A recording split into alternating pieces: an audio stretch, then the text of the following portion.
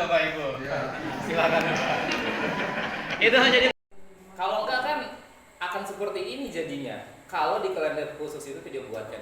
Guru juga kepingin ada libur. Kalau libur ya libur, tidak disibukkan lagi dengan tugas-tugas sekolah dan administrasi seperti itu. Jadi kalau dibuatkan di kalender akademik, ya malah lebih bagus gitu.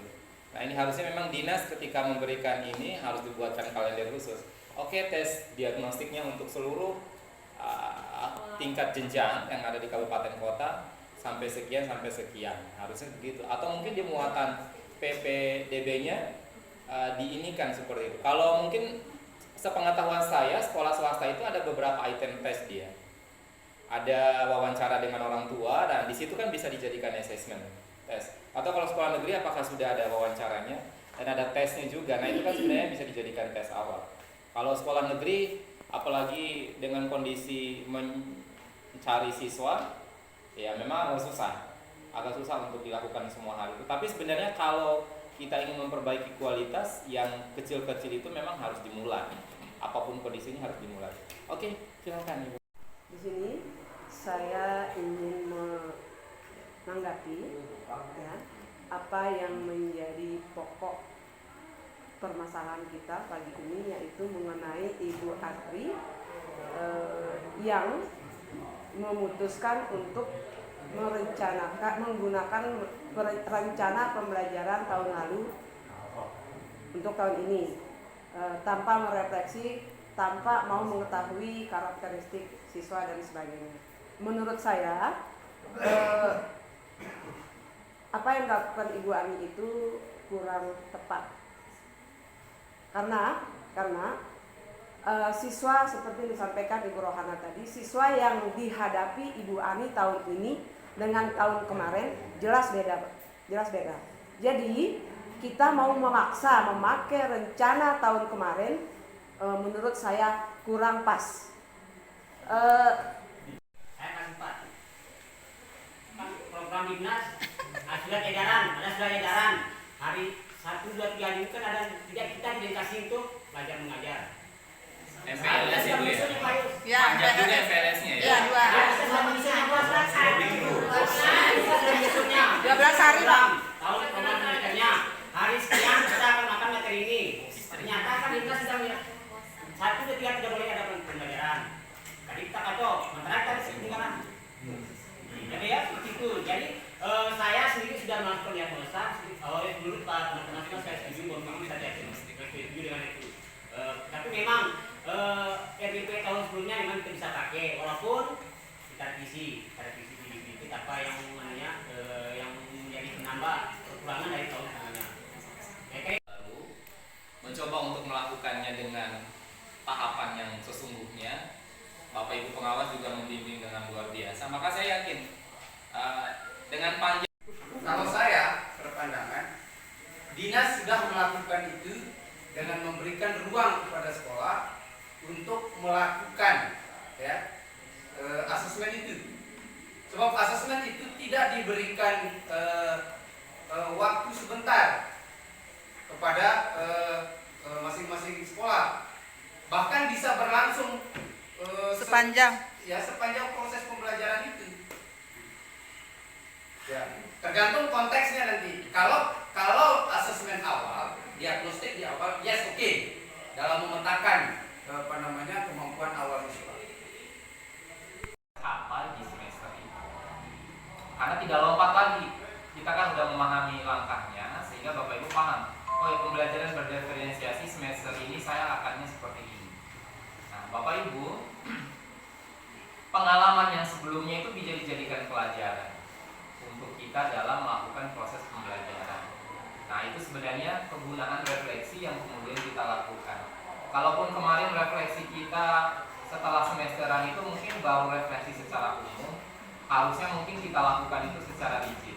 Sebelum Bapak Ibu rapat kerja, pembagian tugas itu harus benar-benar melakukan refleksi sebenarnya secara item, secara keseluruhan terkait dengan proses pembelajaran, assessment, program kerja yang akan dilakukan di semester yang akan datang apakah sesuai atau tidak dengan keinginan hasil refleksinya, maka itu menjadi sebuah pijakan.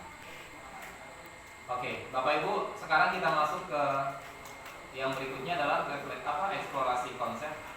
Di eksplorasi konsep ini saya sudah menyiapkan video yang akan kita nonton dulu sebentar ya, Bapak Ibu ya.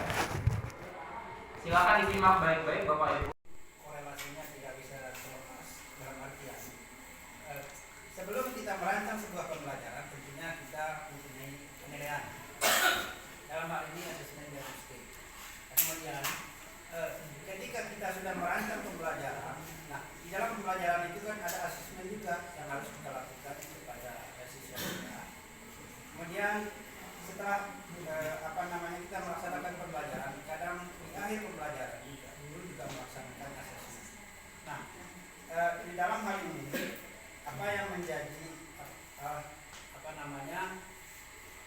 keterkaitan di sini, baik dari video yang saya tonton tadi terkait dengan apa yang disampaikan Ibu Ra tadi, karena di dalam asesmen formatif kan beliau mengatakan bahwa kita tidak mengambil berupa nilai atau angka, tetapi berupa sikap, ya.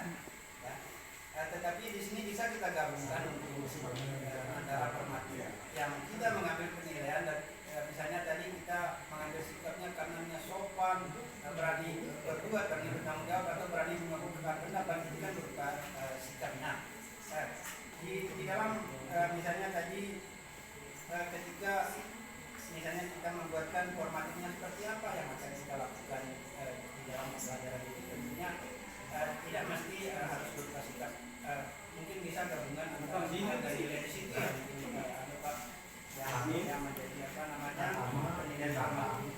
Nah, ketika di sumatif kita akan membawa misalnya karena di akhir tentunya dari refleksi pembelajaran awal sampai akhir. Aktif ini memang tidak untuk mengambil nilai-nilai anak pada akhirnya, jadi pada prosesnya. Di situ terbukti dengan adanya penilaian diri sendiri, penilaian antar teman. Jadi kalau saya boleh mengambil kesimpulan bahwa asesmen formatif itu adalah asesmen dengan tujuan lari ke sikap, untuk menilai sikap anak, dinilai oleh dirinya sendiri dan oleh temannya. Itu yang bisa saya tarik dari video ini. Jadi karena pernah saya mengamati video sebelumnya bahwa memang asesmen formatif ini tidak untuk mengambil nilai dalam bentuk angka begitu. Jadi asesmen formatif ini larinya ke sikap tadi. Apa kita setujui? Ini saya ini lempar. Yang dapat kita ambil manfaat dari video ini, video pembelajaran tentang asesmen ini, kalau saya menyaksikan secara keseluruhan video ini terasa mudah sekali melakukan asesmen.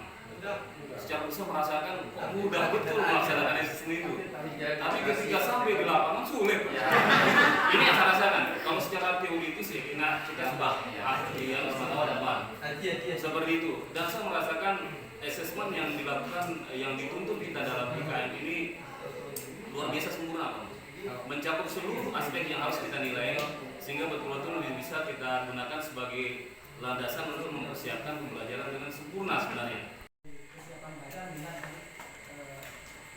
Itu yang paling penting ketika kita mempersiapkan perencanaan, dan aspek-aspek yang lain juga pertimbangannya. Fokus perencanaan kita adalah sesuatu ya. Untuk asesmen, mungkin semuanya hal baru ya. Kalaupun ini pengetahuan baru, kalau mendengar sudah sering, tapi pas setelah kita mendengar, kita dalamin dah. Kita ada penasaran tak ingin tahu dah. Jadi dengar itu luar biasa gitu. Tapi untuk pemahaman, alhamdulillah hari ini. Asesmen yang dimaksudkan sekarang itu kan di awal tadi Bayu sudah menyampaikan. Sebelum ini kan ada sebenarnya kita disajikan asesmen S4 dan overriding. Pak Mahfal SPD. Itu namanya kepak besarnya gitu. Pengawas Jadi, SDN. pertanyaan Ibu Ra, memang bagian dari formatif itu adalah sikap. Itu bagian dari S-trainingnya, penilaian diri dan peer. Jadi penilaian diri dan penilaian antar teman itu lebih ke sikap. Tapi jangan lupa bahwa formatif juga adalah training. Jadi memperbaiki pembelajaran kita yang sekarang untuk kedepannya, ini bagian dari formatif. Dan setiap sesi adalah formatif dan setiap unit adalah sumatif. Memang sepakat saya bahwa sumatif itu adalah kuncinya di situ. Gitu. Jadi penempatan siswa itu sudah berada di angka berapa? Gitu. Nah itu. Saya bayangkan sekarang dengan Pak Mansur gitu. Ini Saya membayangkan satu rubrik saja, instrumen rubrik. Membayangkan teman-teman guru pembuat instrumen rubrik, ini susah sekali, Pak. Bayangkan kita mulai dari CP, ketujuan, ATP, sampai kepada kriteria ketuntasan. Pencapaian dikatakan inilah dasar kita membuat instrumen rubrik gitu. Bayangkan Pak, sampai di membuat kriteria ketuntasan aja kita sudah mau. Pemahaman saya atas video tadi. Pemahaman saya atas video tadi. Pemahaman saya tentang diagnosa yang putih itu saya lakukan pada awal masuk pelajaran baru. Menurut saya setelah saya diagnosa belajarnya, durasinya, literasinya. Setelah pemahaman saya menurut video tadi, ternyata menurut saya video tadi itu tentang hasil siswa tadi. Ada yang puisi, setelah diberikan puisi ternyata berhasil. Jadi menurut saya, pendapat saya tentang video tadi yang pertama berbeda dengan yang saya lakukan sekolah. Karena maaf Pak Binus, karena saya pendidik, mungkin kepala sekolah tidak tahu atau pengawas tidak tahu apa yang sedang kami lakukan sebagai pemimpin kelas. Mungkin dari karena gini, tadi kan disampaikan diagnosanya awalnya. Maksudnya itu saya mendiagnosa pada awal tahun pelajaran awal. Tapi di situ dulu pendapat pemahaman saya, video itu setiap awal pembelajaran yang kita lakukan, kita melakukan diagnosa, kita Setiap topik. memberikan gambaran tentang materi yang kita ajarkan. Tetapi kita memberikan penilaian formatif. Menurut pemahaman saya video tadi. Di saat pembelajaran kita hanya menilai dengan sebutan saja, oh anak ini baik, anak ini aktif. Tetapi dalam sebuah nilai apresiasi di akhir itu kadang-kadang kita lebih mengapresiasi siswa kita itu ketika hasil penilaian sematifnya itu meningkat seperti itu. Padahal ya pendidikan itu sendiri bagaimana menjadikan kita atau menjadikan siswa kita itu sebagai siswa yang berkarakter itu sendiri. Ya berkarakter sesuai dengan pelajar Pancasila itu sendiri. Dan tentunya kalau sesuai dengan pelajar Pancasila maka karakter itu akan tumbuh dan akan terlihat pada saat proses pembelajaran itu sendiri. Artinya bahwa ya dari video tadi maka pembelajaran yang kita terapkan itu tentunya ya asesmen-asesmen yang kita lakukan itu akan membuat siswa sendiri itu ada dua ya, asesmen diagnostik kognitif dan juga untuk non-kognitifnya sendiri itu kembali ke awal tadi merancang pembelajaran. Jadi saya menganalisis gaya belajar siswa terlebih dahulu. Jadi saya sudah menyediakan formatnya di mana saya buatkan Canva, lalu saya bagikan ke siswa. Setelah itu tindak lanjutnya saya membuat format Excel dalam bentuk Excel. Nanti di situ kita buat murid saya itu cenderungnya gaya belajarnya yang mana, auditory, visual atau kinesthetik. Nanti setelah kalau bisa ditampilkan setelah istirahat. Nah dari itu, dari tindak lanjut itu barulah nanti kita bisa membuat modul ajar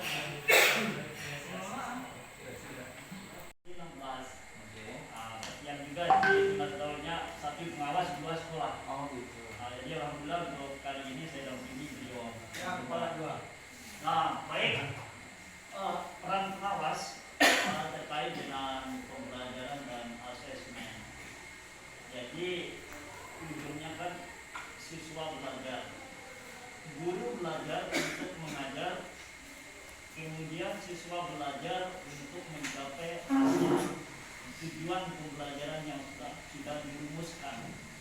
Nah, jadi tujuan pembelajaran itu tentu tadi tantangan kita apa yang dikatakan oleh Bunda Latif itu pertama sekali memahami CP. Setelah CP dipahami, ada kompetensi, ada konten, dan lahirlah namanya TP. TP disusun, jadilah ATP. Nah, setelah ATP itu, berapa TP di semester 1, berapa TP di semester 2, berapa TP jatah kelas 1, pada fase yang sama A berapa TP untuk jatah guru kelas 2. Setelah TP disusun, lalu dilaksanakanlah proses pembelajaran.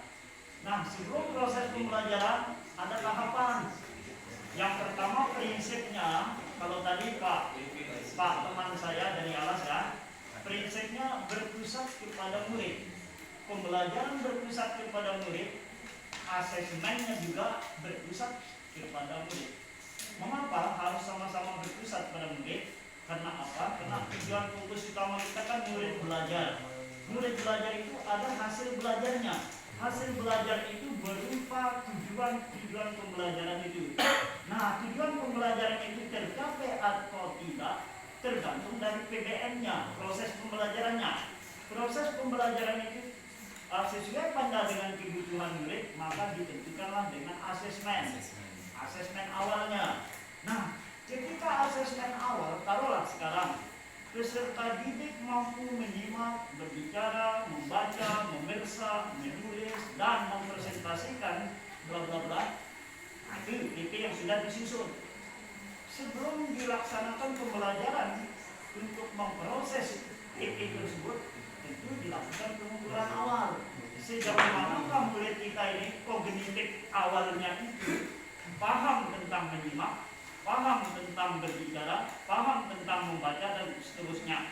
Nah, ketika hasil asesmen awal tentang pemahaman awal murid kita, ternyata ada sekian murid yang belum paham tentang menyimak, sekian murid yang belum mahir tentang membaca, belum cakap, belum mahir, belum apa, ibaratnya seperti itu. Nah, lalu apakah TP yang sudah dirumuskan itu harus diajarkan atau diganti? Nah, itu Pak Vito ya, karena sering guru-guru bertanya kepada pengawas, Pak, saya sudah ukur TP ini ternyata banyak murid kita ini yang belum, apakah TP-nya diganti atau tetap TP itu, karena TP itu diambil dari kalimat TP. Nah, itu tolong Pak penjelasan, terima kasih. Oke. Anak-anak kita ketika asesmen diagnosanya, asesmen awalnya, oh dia TP visual, dia suka membaca, maka disodorkanlah buku bacaan tentang pertumbuhan. Ayo anak-anak buka buku kita tema 2, subtema tentang pertumbuhan. Nah, kita baca. Lalu bagaimana dengan anak yang tidak minat membaca? Dia suka mendengar. Sajikanlah dia video pembelajaran tentang tema itu. Nah, jadi materi ajarnya sama, prosesnya yang beda. Ini membaca, yang sama mendengar. Nah, itu makanya tadi kalimat TP-nya itu jadi perhatian kita. Iya. Nah, kira-kira Ya, sepaham, sepakat. Ya. Pak terakhir ya Pak Mas ya, biar kita istirahat ya. Ya, terima kasih. Assalamualaikum. Menyambung apa yang disampaikan oleh Pak Pengawas tadi, memang kalau di IKM ini kan sudah tidak kita diharuskan merumuskan tujuan pembelajaran berdasarkan ABCD yang selalu berubah, audian, behavior, kondisi, dan degree. Karena itu membatasi ruang lingkup pembelajaran berdiferensiasi sebagai ikon pembelajaran IKM sendiri. Nah, jadi itu cukup redaksi yang simpel itu yang menjadi rumusan TP kita, sehingga tidak membatasi strateginya apa, tergantung dari karakteristik anak. Kemudian assessment juga nanti bisa kita lakukan secara adil, karena juga tidak dibatasi di dalam rumusan TP yang kita buat. Kemudian sedikit Pak Yus, berikutnya sedikit masalah perankingan. Nah, ini kan menjadi sebuah yang dilema sebenarnya di dalam dunia pendidikan kita. Selama ini kita tidak bisa pungkiri perankingan ini memberikan semangat belajar yang luar biasa. Tidak saja bagi peserta didik, tapi bagi kita guru juga ini memberikan hal yang luar biasa. Tetapi sejauh mana prinsip yang tidak membolehkan perankingan sekarang itu? Lalu saya ingin minta pendapat teman-teman sekalian, implikasinya di satuan pendidikan kita itu bagaimana? Menurut teman-teman, apakah kita tiadakan dengan menganggap ini sebagai sebuah yang tabu, atau memang kita laksanakan secara internal tanpa harus didokumentasikan secara formal? Terima kasih. Assalamualaikum warahmatullahi wabarakatuh. bidang bahasa. Kenapa Ini kita diskusi alat masalah kita ranking memberikan nih Bapak Ibu. reward atau sertifikat atau itu sebagai salah satu prestasi. Jangan memberikan rankingan secara umum, menampilkan siswa ranking 1, ranking 2. Bagaimana perasaan siswa yang lain? Itu yang kita amankan Bapak-bapak Ibu, sehingga dari kolom 2013 sampai sekarang kan tidak boleh ada rankingan. Yang kita beri plus adalah sesuai dengan diferensiasi karakter kemampuan siswa tersebut. Kalau memang dia pintar dalam bidang sesuatu, katakanlah dalam matematika, berikanlah prestasi Di dalam matematika saja. akomodir terhadap semua siswa. Akan kita tampilkan, oh ini prestasi dalam bidang bahasa, ini dalam bidang seni, ini dalam bidang ini. Jadi tercover semua. Itu yang kita berikan reward. Yang kedua, kita komitmen bahwa kita tidak lagi menggunakan rankingan tetapi menggunakan bintang. Terserah caranya mau bintang apa, bintang yang jelasnya jangan bintang kejora. Nah, itu dia. Jadi 30 siswa adalah bintang buat kita. Iya. Silakan Bapak Ibu memilih bintang apa sampai kemudian atau menggunakan parameter yang lain Bapak Ibu juara apa silakan. Karena memang pada dasarnya kalau Bapak Ibu memahami secara utuh KWSP, CPTP itu memang itu sebenarnya. Ya tinggal tadi caranya Pak Mus tadi sudah memberikan edukasi, ya silakan sekolah yang lain bagaimana caranya supaya edukasi ke masyarakat tentang juara itu dalam tanda kutip. Seperti itu. Oke Bapak Ibu, baru 2 ya. Oke, baru 2 hasilnya. Kayaknya masih ada lagi di setelah 2. Persepsi yang sama bersama dengan saya dari persepsi tentang menggunakan taksonomi guru tadi. Karena di sekolah saya juga seperti itu. Ketika saya melaksanakan bagaimana tujuan ini kita turunkan dari C3, kemudian tujuan ini bisa kita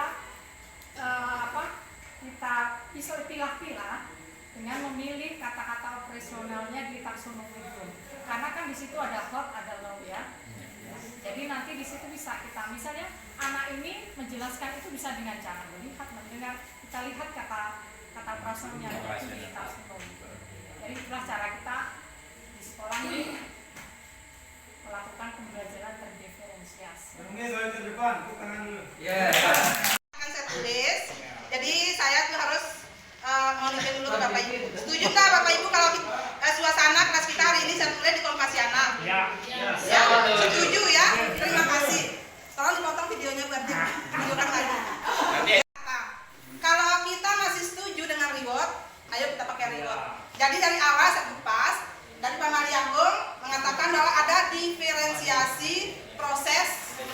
Jadi tujuan tadi, ada diferensiasi dalam menyampaikan supaya anak-anak itu ada karakteristik siswa masing-masing, dan perlu kita ketahui bersama di dalam modul guru pembelajar pada tahun 2016 dulu Pak Mariagung ini kebetulan teman saya sebagai instruktur di Indonesia, ada juga Pak Mus Mulyana di sana.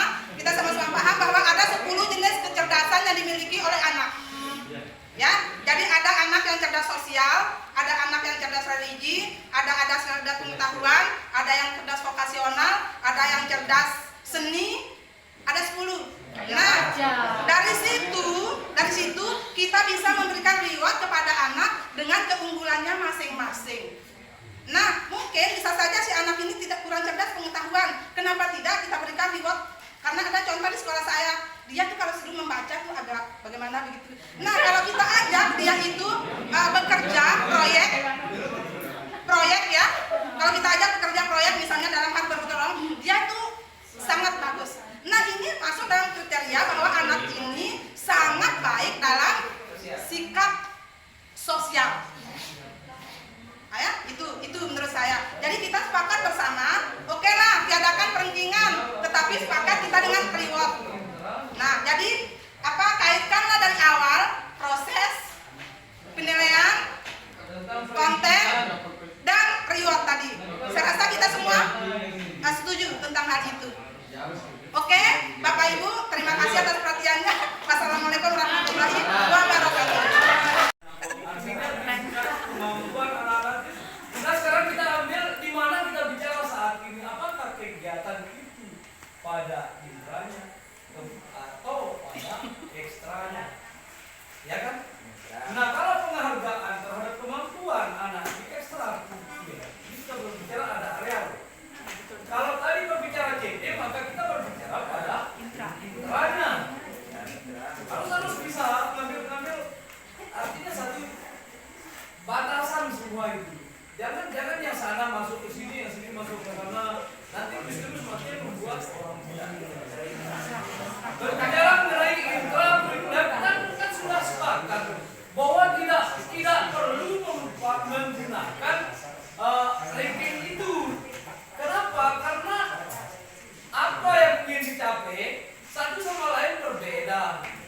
Kemudian titik startnya juga berbeda. Bagaimana kita bisa mengambil ranking yang sama dalam bentuk klasikal? Itu tidak bisa itu. Dan seperti saya contoh dulu, apabila kita paksakan hal tersebut. Kemudian di K13, makanya kita belajarnya kita menempatkan diri kita sebagai tenaga pendidik, dan saya akan memposisikan kita sebagai orang tua. Kebetulan saya ini adalah pindahan yang dulunya anak saya sekolah di Bekasi dan kemudian pindah ke Sumbawa, dan perintingan ini saya rasa kurang objektif untuk penilaian anak-anak. Mohon maaf, ketika anak saya di Bekasi itu bisa ranking 1, 2, 3. Ternyata ketika pindah di Sumbawa, mungkin karena gurunya belum dekat dengan anak saya, belum kenal dengan anak saya, akan nggak dapat 10 besar itu nggak dapat. Seperti itu. Itu sebagai orang tua saya, begitu ya, nggak apa-apa seperti itu. Berarti kalau perintingan itu menurut saya nggak objektif, Pak Yus. Betul. Kemudian yang lebih tepat itu kalau yang sudah kami jalankan di SDIT kami itu adalah piagam karakter. Jadi ketika siswa kami berjumlah 26 siswa, 26 siswa itu semua mendapatkan piagam. Oh, mantap.